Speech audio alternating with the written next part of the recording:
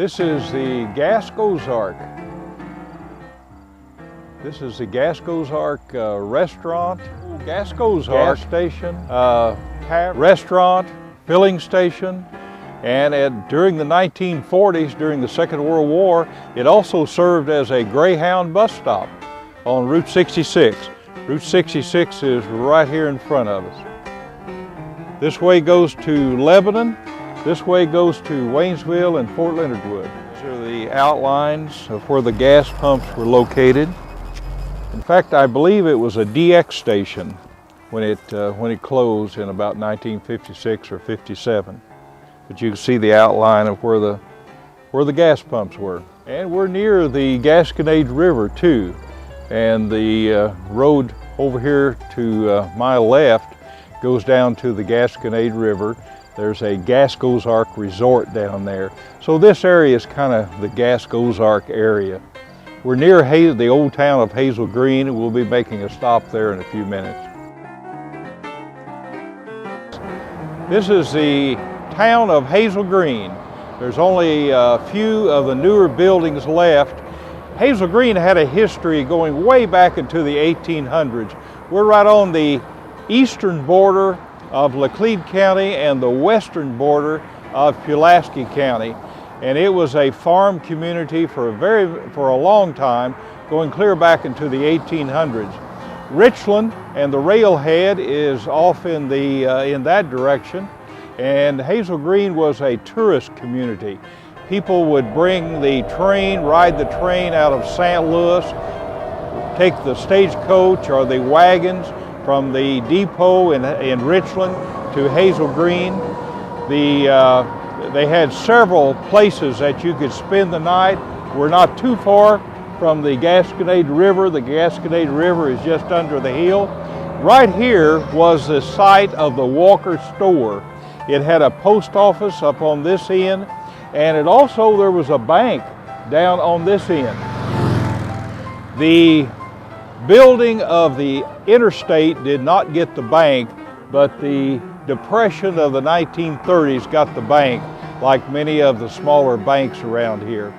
But it served as a farm community until the interstate was built, and they started construction on the interstate in about 1954. It was completed here in 1957. I can remember as a child, small child, how upset I was when one day there is a viable town, a working town with a post office, stores, and all of the amenities of a town, and the next day you come through and there's absolutely nothing. I did not understand how you could take a town completely off the map, but that's exactly what happened to Hazel Green, Missouri.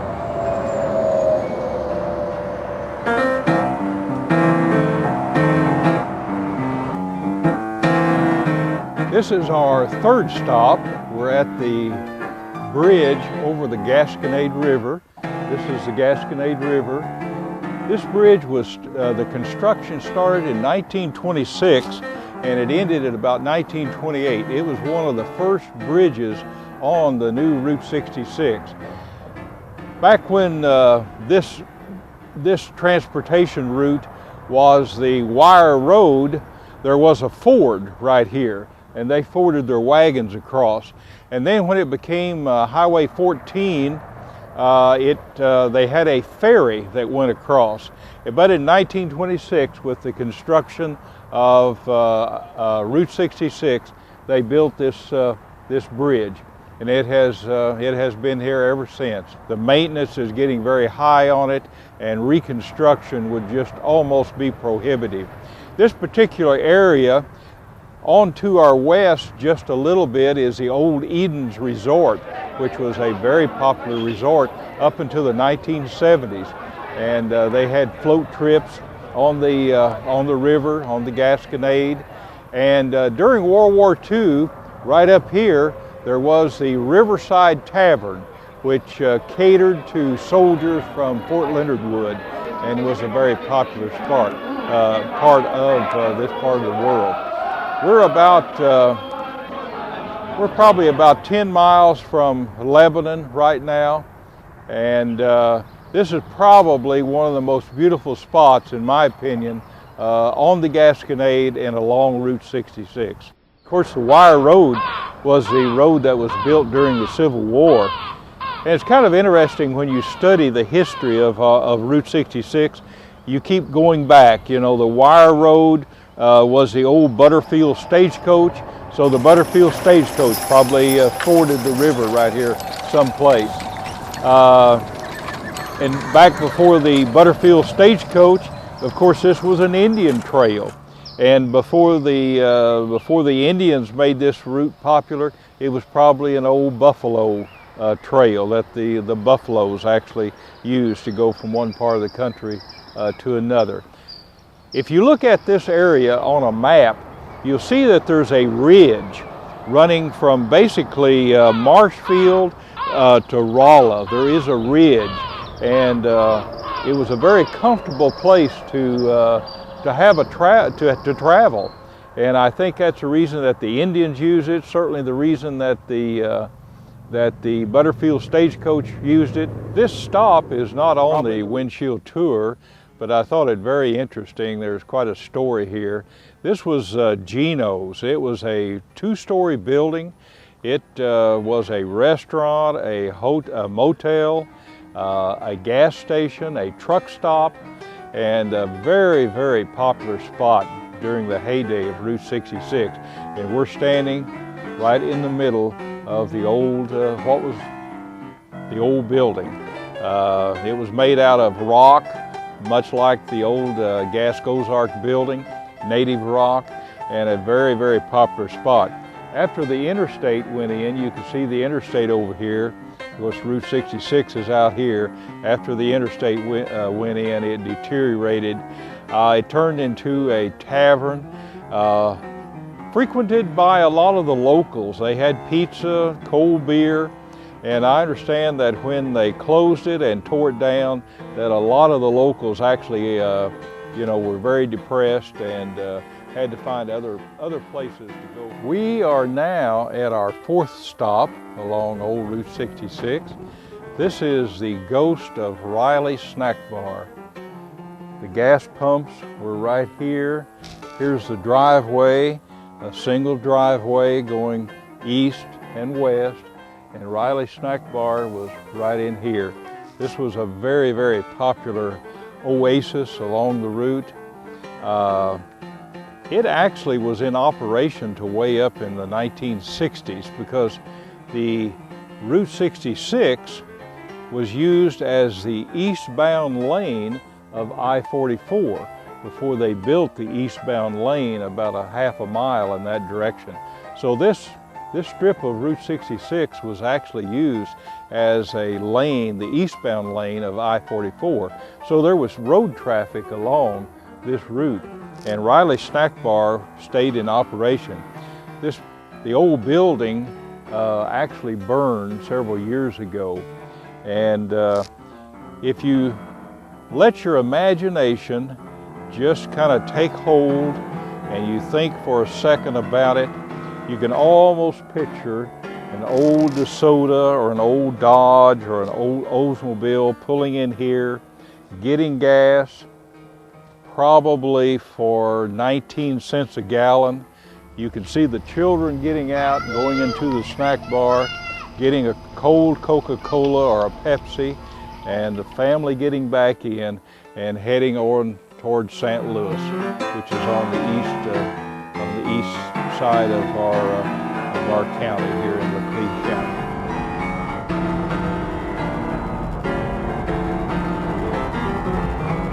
Okay, we're coming up on it. The spot off to the right is the location of the Blue Moon Tavern. And it was just past this last greenhouse right here, the last green building, just about where the old red truck is. Well, you can see the remnants of it right over there. This is right stop number 5 on our Route 66 Windshield tour.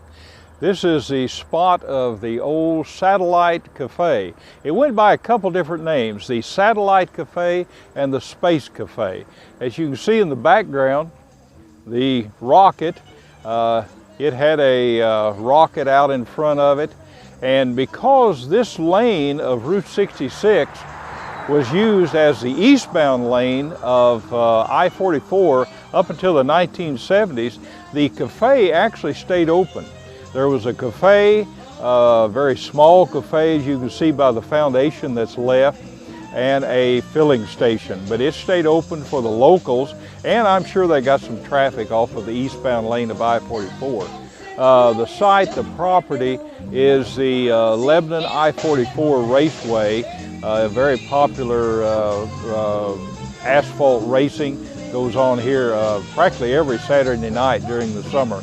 But this is the remnants of the space station or the satellite cafe. What's left of the 4-acre court, there's not much left of it. You can see some of the original cabins. You can see the original building right here. That's the 4-acre court.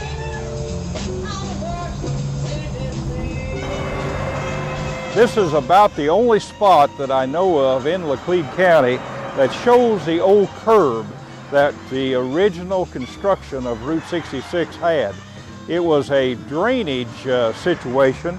They had about a 6 to 8 inch curb, and it would drain down to the low spot in the highway and then of course run off in the branches on either side.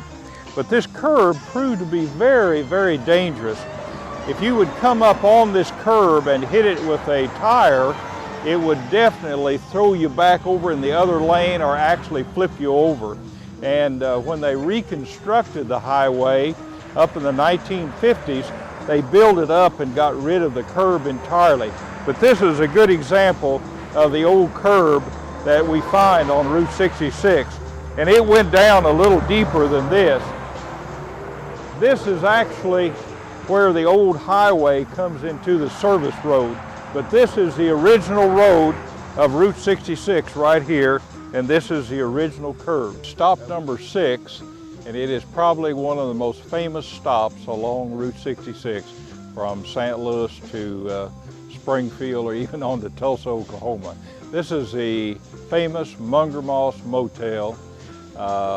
It is the site of the motel itself, and over here was the site of the Munger restaurant, which is no longer here.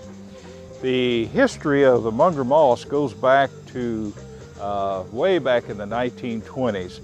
It was originally at Devil's Elbow, Missouri. It was originally a barbecue place on old Route 66.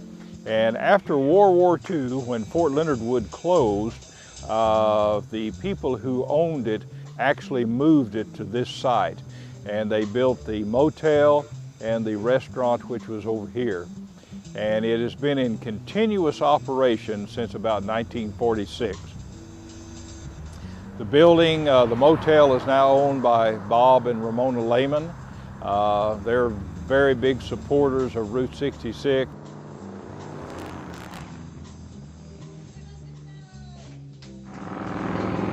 Each one of the rooms has a different decor in it, and it's almost a history trip.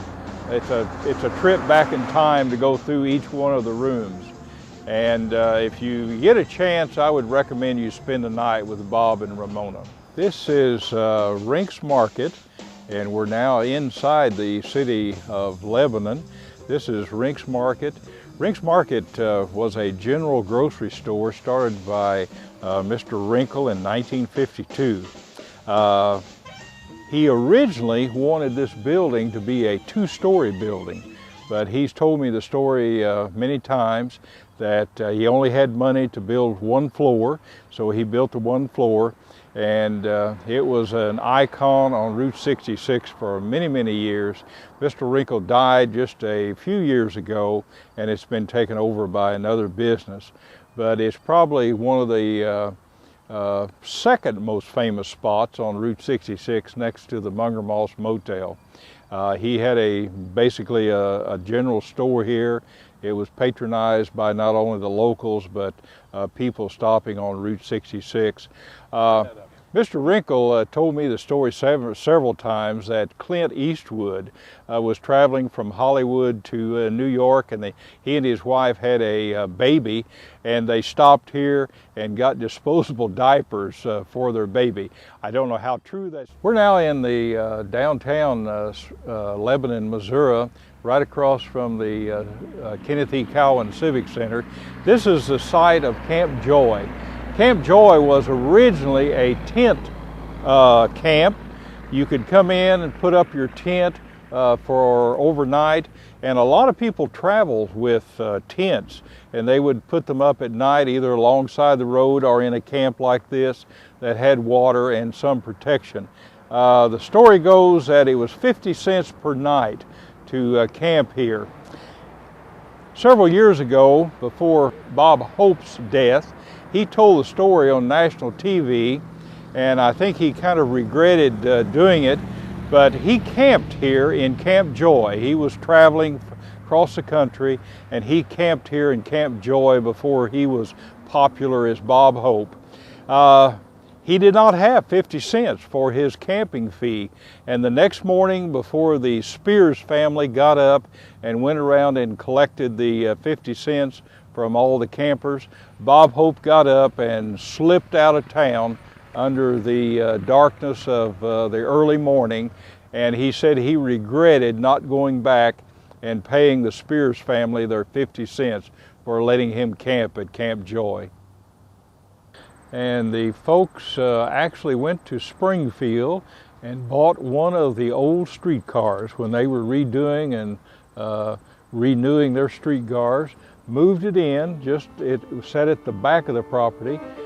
This building runs this way, and the streetcar grill ran to the back of the property. And it was actually a streetcar they turned into a cafe. The story goes that their specialty was fried rabbit. They had people around Lebanon raising tame rabbits, and that was their specialty. That was their specialty of the day, fried rabbit.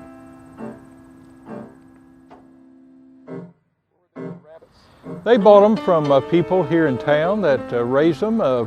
Bob Brown tells a story that his family raised rabbits for them. This is the Lawson gas station that was built back during the heyday of Route 66. Carter and Lawson built a couple stations. They built two here in Lebanon and then one at Phillipsburg. This was the original gas pumps were right out here, and it remained a barge stall station till way up in the 1970s. My father-in-law actually bought the building in 1971. He started the package store business about a half a mile from here in 1946. After he got out of the Navy, he started the package store, and then in 1971 he moved it to this location. And there was a garage door here. He bricked all of that in, and it has been a package store on Route 66 since 1946. Probably the oldest continuously running business on Route 66 in Laclede County, possibly between St. Louis and Springfield. In 1940, the story is told, and it's been told by several different people, that Roy Rogers' horse Trigger was being transported from Hollywood on east, and they stopped here for gasoline for their vehicle, and they got Trigger off of out of the coach, and they led him around and exercised him. And the story is told that one of the daughters of the owner got to set up on Trigger, and as he led Trigger around the property, he got exercise, and the little girl got to ride on Trigger. This is stop number 8. We are downtown in the city of Lebanon, Missouri. This is Jefferson Street right here. Jefferson going this way. This is Route 66, or Elm Street, going this way. And as you can see, Elm Street is a very viable artery through Lebanon, Missouri. This was a very famous corner. On this site right here running this way, facing Route 66, was the Nelson Hotel. Mr. Arthur Nelson actually had a camp here with a tent camp very similar to the Joy Motel. And he built the Nelson Tavern. It was not a tavern, it was a very nice hotel, had a nice restaurant with it, and a gas station right here. Across Elm Street, over on this side, Mr. Nelson built the Dream Village. And the story is that he had a dream one night, and he had a dream that it needed a motel over there. And it circled around. One of the entrances was about where the restaurant sign is. The restaurant sign is, and it circled around and came out over here to our left. There was, I believe, 13 cabins along the way, and the garage was one building at the back. We actually have in the Route 66 Museum, we actually have a diorama of this corner of what it looked like during the 1930s. Across, catty-cornered across, Joe Knight. During World War II, he had a drugstore downtown, and he had a Greyhound bus stop in his drugstore, which was on the corner of Commercial Street and Madison. And you can imagine the buses coming in and out on city streets was very congestive. During World War II, a lot of troops moved by the buses, the Greyhound buses, Missouri Trailways, and so on.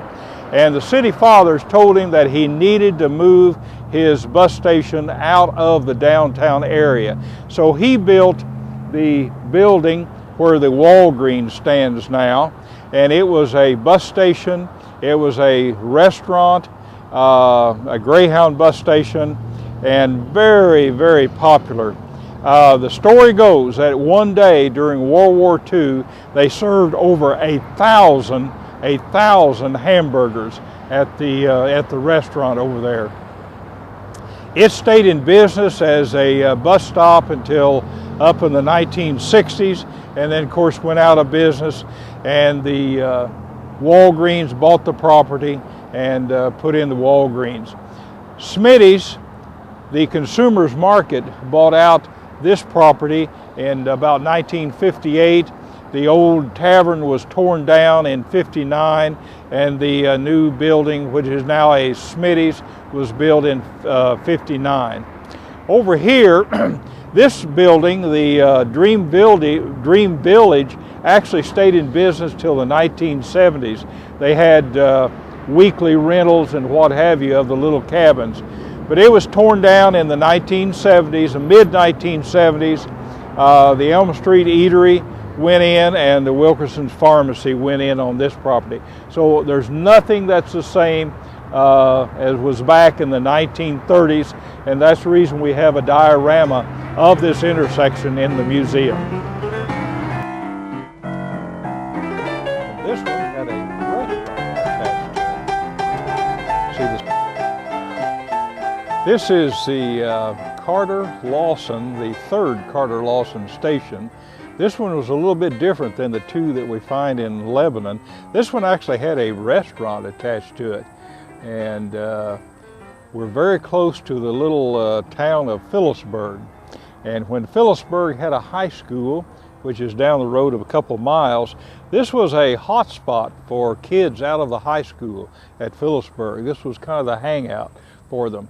So it stayed in business until the high school in Phillipsburg actually closed. And it closed about 1957 or 58. It went into Conway School District. It remained an elementary school, but the high school kids all went to Conway.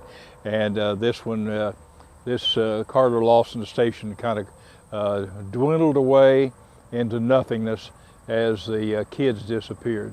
But you can see by the faded letters on the building, they had breakfast, lunch, and dinner.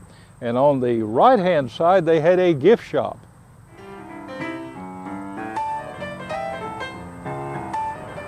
This is the remnants of the high school at Phillipsburg.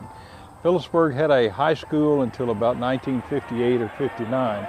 And in one of the last years, I was playing basketball for Waynesville, and we came to Phillipsburg to play basketball. A very, very tiny court. And the pillars that held up the roof were just within 6 inches of the playing court. And I went down the court for a fast break, and I was going from this end to that end, and going right down the sideline, and one of those posts jumped out in front of me, and it knocked me completely out. And I saw stars for about 30 minutes.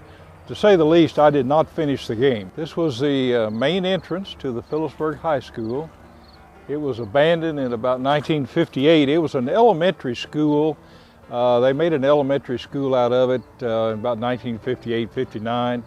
And the high school people went to Conway, and Conway had an elementary school here. And it lasted till up in the 1960s, and then it was abandoned. It became an antique store, and it burnt several years ago, completely burned.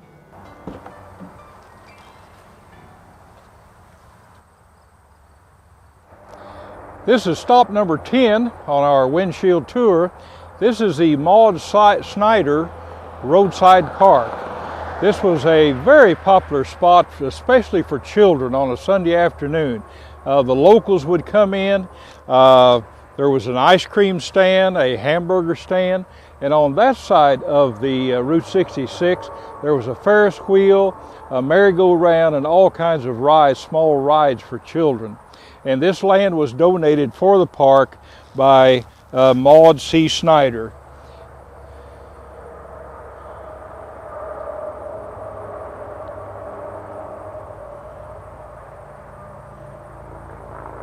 The last stop on our trip across the Laclede County, and we're in Conway, and we're getting real close to the edge of the Laclede County line. This is the last stop we'll be talking about.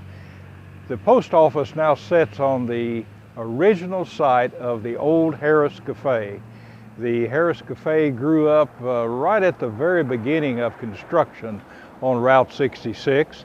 The family that owned the building and had the restaurant got a good buy on little round tins, and they started making little individual pies, and the business grew and grew and grew. Of course, 66 is running through here. This was a bus stop, and they started sending pies all over the world, basically every place that you could get a pie into. And they sold as many as 200 pies a day, putting them on the buses and sending them to the west and to the east. There is a story also, and it's been told to me by several different people, that Bonnie and Clyde, on their exploits through the Midwest in the beginning of the 1930s, liked to make this a stop. And they had a special window over on this side of the building that they could watch the Route 66, and they loved to stop here for the little round pies. And they made this a frequent stop on their exploits across the Midwest. The story goes that the sheriff never bothered them, kind of like in Laclede County. They were left alone. Of course, I was born and raised at Waynesville, right on Route 66, and my dad went to Springfield quite often, and he could not pass this place either going to Springfield or going back to Waynesville without stopping for gooseberry pie. He was he loved gooseberry pie, and this is one of the few places that had good gooseberry pie, and he would even take them home with him until he could make the next trip going to Springfield and stop at the Harris Cafe for a little round gooseberry pie. This brings us to the end of our Route 66 trip across Laclede County. It's certainly not the end of the story of Route 66, and I've been asked many times, why is Route 66 so popular? Why is it still viable in our world in the 21st century?